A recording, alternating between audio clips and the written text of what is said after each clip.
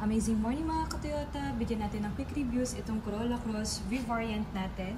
So, start with 1,778,000 for premium colors. Itong display natin. Tapos meron din siya yung regular colors, yung metal stream, tsaka celestite gray, 1,763,000. Dito sa headlight, kung mapapansin natin, ang difference niya, meron sequential mode, DRL, tapos projector headlight, may front and rear sensors. Sa sidings naman po, kung makikita natin, naka 18 alloy, machine cut. Dun sa G variant, 17 lang siya yung size natin. Tapos one tone. Dito sa sidings, meron siyang chrome lining sa upper part. Mas elegant look. Pag yung G variant, rubber lang siya. Same with G, naka body color na din yung door handle and side mirror cover with smart key system. So, unlock and lock. Dito, yung dalawang line. Yan. Dito po sa sidings pa din, sa loob. Yan.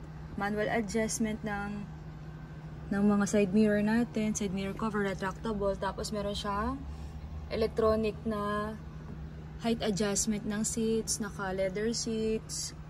Tapos dito naman po, MID display, mas malapad.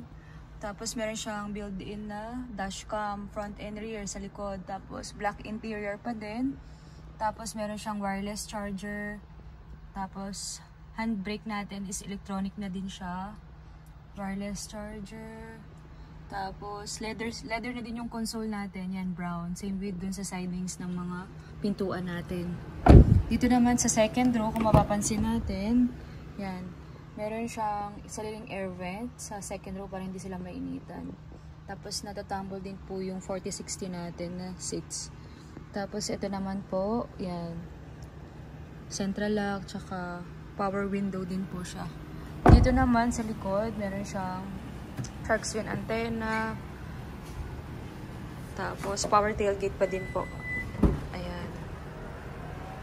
Ayan. Dito naman po sa loob, yan, mapapansin natin, LED lights na din po yung lahat ng ilaw natin. Tapos naka-automatic naman po yung tailgate natin, adjustment.